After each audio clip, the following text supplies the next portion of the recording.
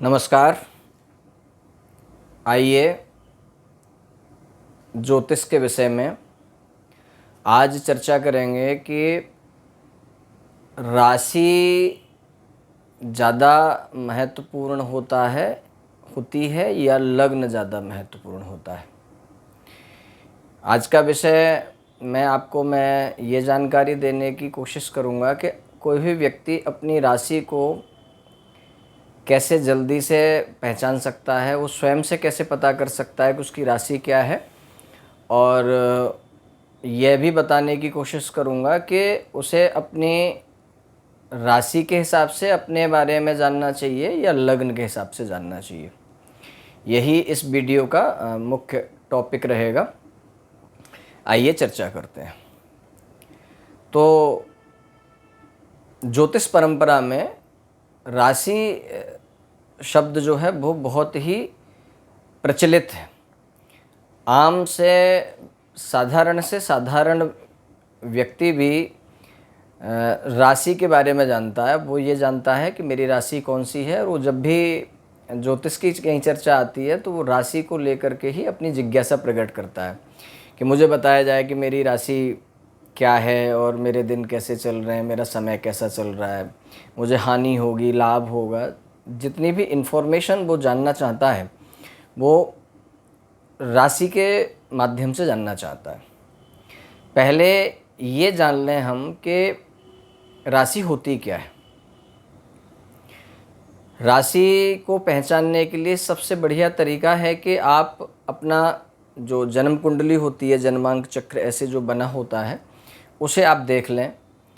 उसमें ऊपर से जो मिडिल में जो पहला कोष्ठक होता है उसे लग्न कहा जाता है। जब आप उसे गिनेंगे तो 12 उसके अंदर कोष्ठक होते हैं जिन्हें 12 भाव बोलते हैं। तो आप उसमें देखेंगे तो चंद्रमा जिस राशि में बैठा हो, आपकी जन्मपत्री में चंद्रमा जिस राशि में भी बैठा हो वो आपकी राशि मानी जाएगी। तो उसमें आप देख सकते हैं कि 1 नंबर लिखा हुआ है, 2 नंबर लिखा हुआ है। उसी के अनुसार आप ये पता कर लें कि अगर ये नंबर लिखा हुआ है तो ये राशि है, और ये नंबर लिखा हुआ है तो ये राशि है। मैं संक्षिप्त में बता भी देता हूँ। यदि 1 लिखा हुआ है तो मेष राशि है, 2 लिखा हुआ है जिसमें चंद्रमा बैठा हुआ है।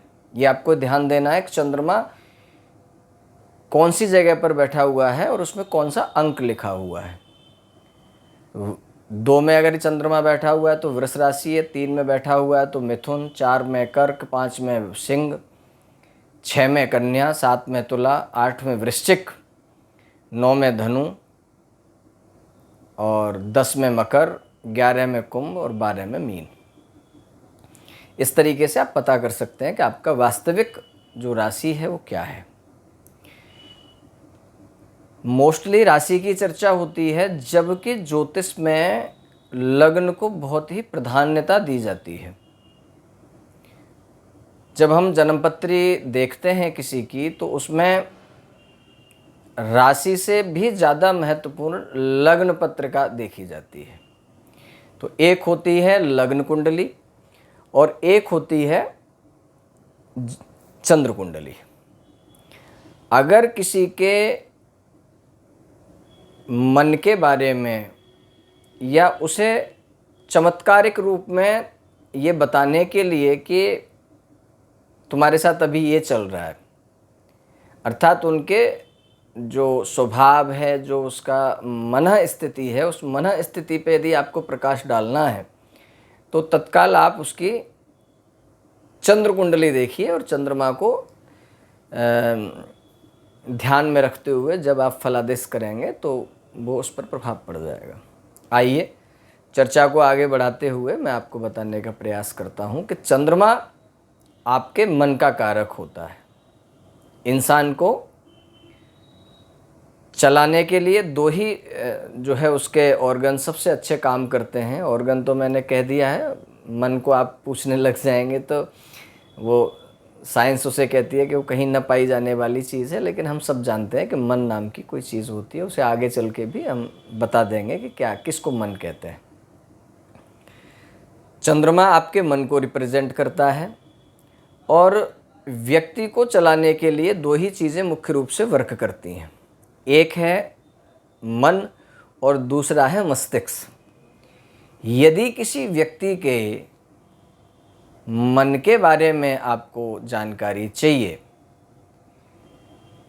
तो आप उसके चंद्र कुंडली को देखेंगे, और यदि उसके मस्तिष्क के बारे में आपको जानकारी चाहिए तो आप उसकी लग्न कुंडली अर्थात सूर्य कुंडली देखेंगे, लग्न कुंडली देखेंगे।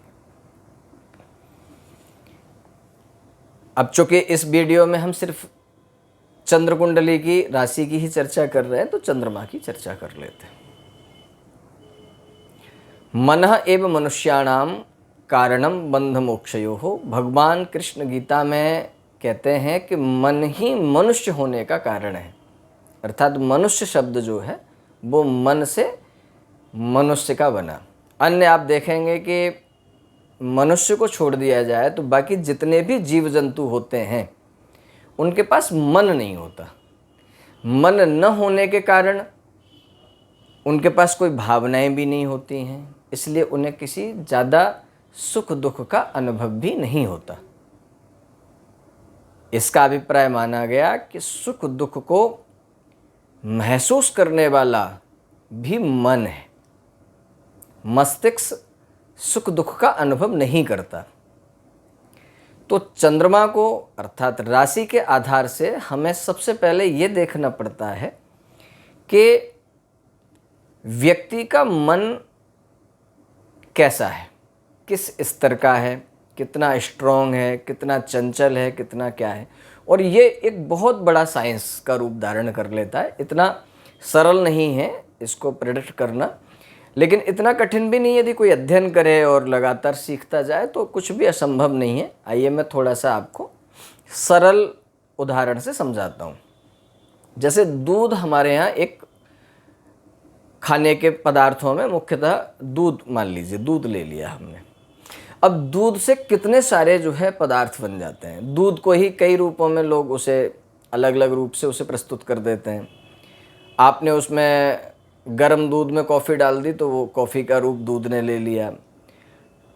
ठंडे दूध में कॉफ़ी डाल दी तो कोल्ड कॉफ़ी हो गई। केले के साथ आपने दूध को मिक्स कर दिया, बनाना शेक हो गया। तो इन सारी चीज़ों में जब देखा गया, देखेंगे हम कि दूध सबका आधार है, अर्थात मुख्य प्रोडक्ट उसके अंदर दूध है।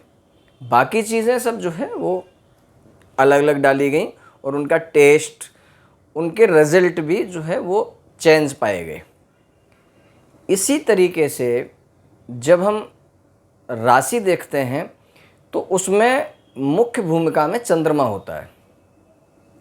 अब चंद्रमा के साथ शनि होगा तो क्या परिणाम होगा, बुध होगा तो क्या परिणाम होगा, जितने भी ग्रह हैं वो होंगे तो उनके पास क्या परिणाम होगा, चंद्रमा किस भाव में है, किस भाव का स्वामी है, किस किस की दृष्टि है, वो विषय बहुत चलेगा आगे।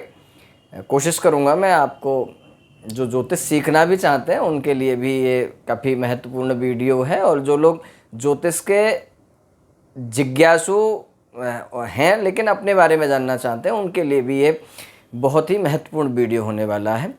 आप लोग बिल्कुल ध्यान से इसे वीडियो को देखिए और बात करिएगा। अब चंद्रमा को रीड करके, चंद्रमा की स्थिति को जान करके व्यक्ति के मन को आपने फोकस किया कि ये व्यक्ति मन से कितना स्ट्रॉन्ग है या कितना चंचल है, क्या सोचता है। क्योंकि मन किसी भी विचार को एनालिसिस करके मस्तिष्क के पास भेजता है, यानी मन और मस्तिष्क का बहुत ही गहरा संबंध है। आगे जब हम चर्चा को आगे बढ़ाएंगे तो आपको पता चलेगा कि मन और मस्तिष्क अलग अलग होता ही नहीं है, उसी का ही एक भिन्न रूप है।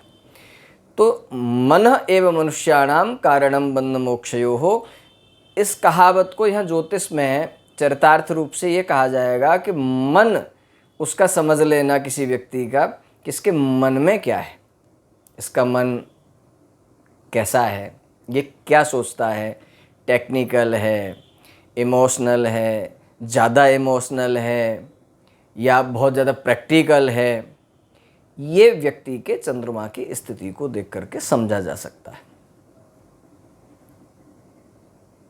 हमारे जीवन में चंद्रमा किस तरीके से रोल प्ले करता है वह भी आप थोड़ा सा संक्षिप्त में समझ लीजिए कि हमारे जो शरीर है इसका नियंत्रण मन के पास ही होता है।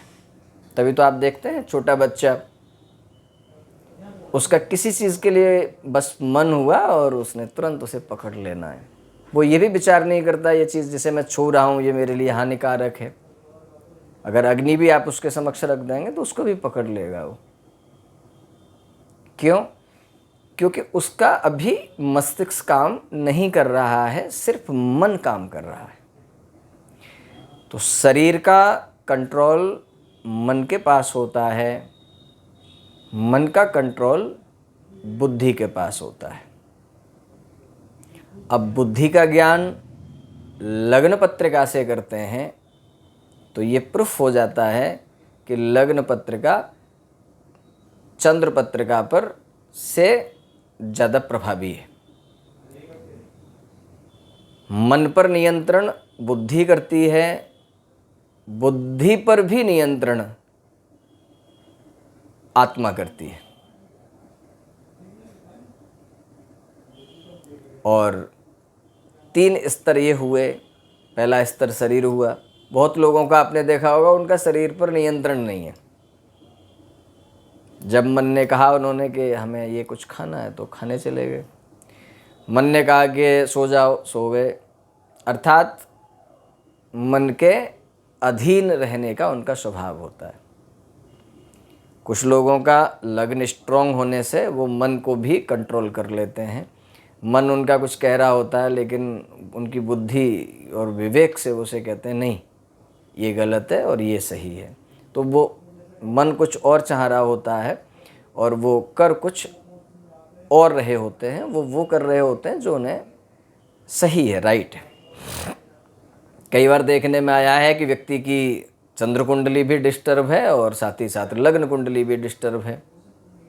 ऐसी कंडीशन में व्यक्ति की जो तीसरी जो स्टेज है वो है आत्मा, अर्थात लग्नेश। लग्नेश कितना स्ट्रॉन्ग है, आत्मा कितना स्ट्रॉन्ग है। अगर लग्नेश स्ट्रॉन्ग है तो आप देखेंगे उसके अंदर आत्मबल इतना होगा कि वो बुद्धि को भी कंट्रोल कर लेगा। तो आपने सुना होगा कि कुछ लोग आपने कहते हुए सुने होंगे, कहते हैं भाई मेरी आत्मा इसमें गवाही नहीं दे रही, अर्थात मेरा जो अंतःकरण है वो नहीं चाह रहा कि ये कार्य हो अथवा ये कार्य हो। जिसे सिक्स सेंस करके भी लोग कहते हैं। वो सिक्स सेंस क्या है? वो आपका जीवात्मा ही है। अगले वीडियो में मैं इस विषय में ये चर्चा करूँगा कि इसको स्ट्रॉन्ग कैसे किया जा सकता है। पूजा पाठ का संबंध भी यहाँ आपको ईश्वरीय संबंध ज्योतिष से जोड़ के ये बताऊँगा कि ईश्वरीय संबंध और पूजा पाठ किस प्रकार से आपके ज्योतिष में आपको मदद करते हैं। जब आपका आत्मा भी अनकंट्रोल रहता है और उस पर भी आपका नियंत्रण नहीं रहता है तो आत्मा का संबंध सीधे परमात्मा से होता है। और परमात्मा को हम जब प्रसन्न करते हैं, उसके निकट जाते हैं, उसकी कृपा प्राप्त करते हैं, तो आप अनुभव करेंगे कि आप जैसे ही पूजा पाठ करते हैं आपको एक सुखानुभूति सी होती है। आपको लगता है कि आप एक कुछ स्ट्रॉन्गनेस आ रही है, कुछ शांति सी, कुछ सेटिस्फैक्शन सा, कुछ स्वयं की सत्ता का बोध होने लग जाता है। आपको लगने लग जाता है कि नहीं कुछ तो है। तभी तो सारा जगत कहीं ना कहीं अध्यात्म से जुड़ा हुआ है। उस क्रम को आपको नेक्स्ट वीडियो में बताएंगे। आशा है आपको बात समझ में ज़रूर आई होगी। और यदि ये सब चीज़ें आपको अच्छी लग रही हैं तो विषय थोड़ा गंभीर मैंने ज़रूर आज लिया है, लेकिन विषय बहुत अच्छा है। आप इसे समझें और मुझे प्रोत्साहित करने के लिए मुझे सब्सक्राइब व मेरे वीडियो को लाइक करें। धन्यवाद।